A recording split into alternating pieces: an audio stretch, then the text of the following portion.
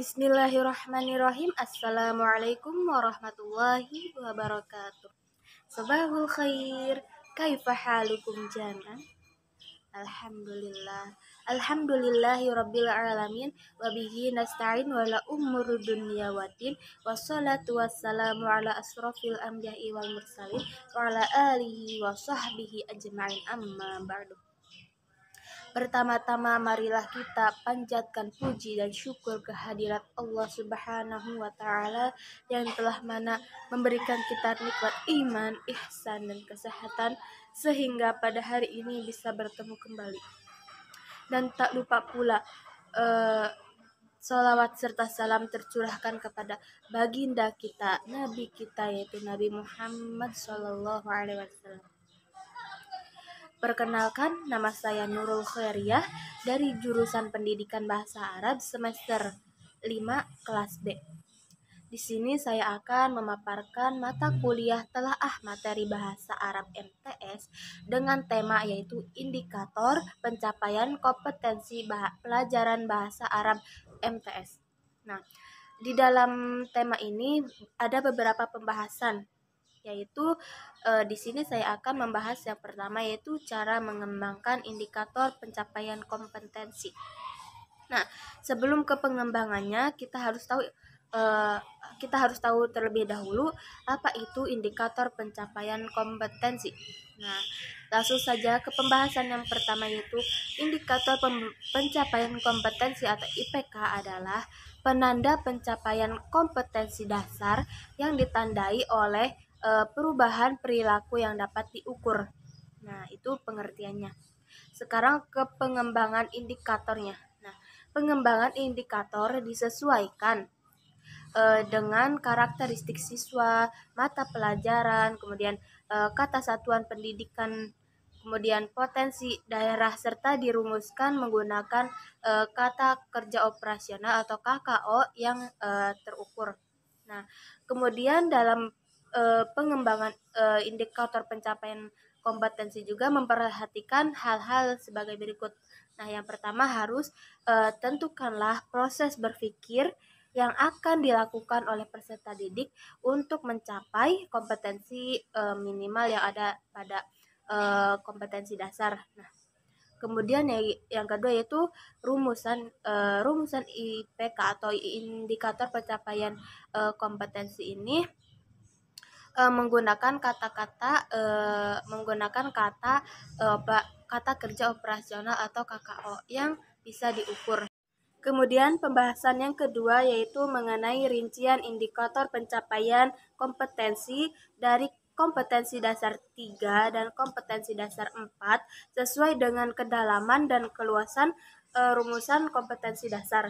Nah, di sini saya telah merinci dari KD 3 dan KD 4 ini menjadi IPK. Nah, yaitu yang pertama melafalkan kosakata atau mufradat tentang al-hafadu 'alal bai'ah.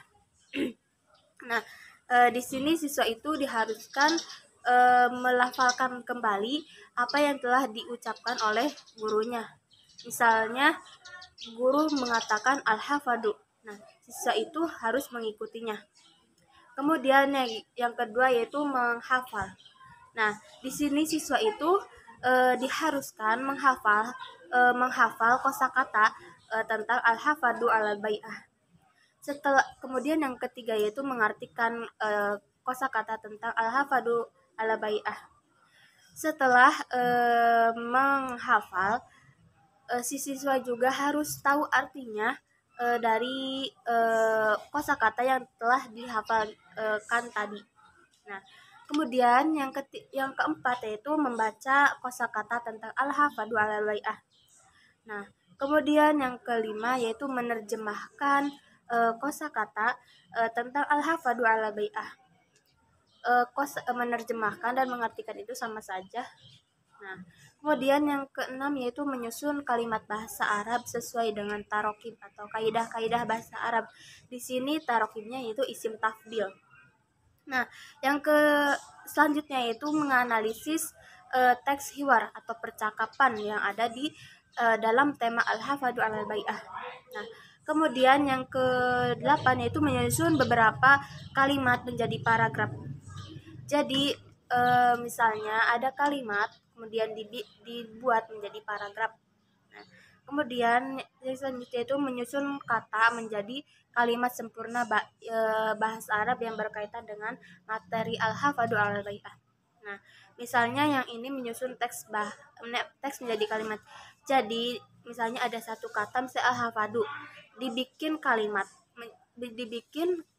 kalimat yang sempurna. Nah, kemudian yaitu yang terakhir yaitu menerjemahkan kalimat bahasa Arab yang berkaitan dengan tema al-hafadhu al-bai'ah. Jadi misalnya ada teks kalimat bahasa Arab kemudian diterjemahkan ke dalam bahasa Indonesia. Nah, kemudian pembahasan selanjutnya yaitu mengenai jumlah tatap muka dan beban belajar siswa. Nah, di sini jumlah tatap muka dalam tema Al-Hafadhu al-Bai'ah ini, di sini saya mengambil dengan 3 pertemuan. Nah, yang pertama itu 3 pertemuan. Nah, kemudian ada beban belajar siswanya juga setiap pertemuannya. Jadi pertemuan pertama itu guru menyampaikan materi secara sebagian atau keseluruhan dalam materi al-hafadhu al-bai'ah. Nah, kemudian pertemuan yang kedua itu siswa itu harus menguasai atau bisa dituntut untuk menghafal, melafalkan, mengartikan, membaca dan menerjemahkan kosakata atau mufradat tentang al-hafadhu al-bai'ah. Nah, kemudian setelah pertemuan kedua itu mengenai kosakata atau tentang melafalkan, menghafal, mengartikan, menerjemahkan, membaca kosakata al-hafadhu al-bai'ah. Kemudian pertemuan ketiga itu lebih ke tarokibnya atau kaidah-kaidah dalam bahasa Arabnya. Nah, seperti siswa itu dituntut untuk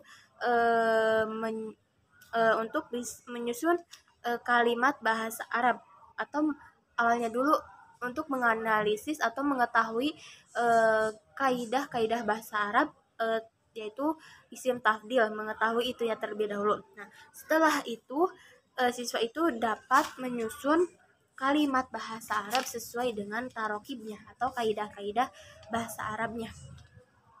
Nah, kemudian setelah itu siswa itu dapat menganalisis teks hiwar atau percakapan dalam tema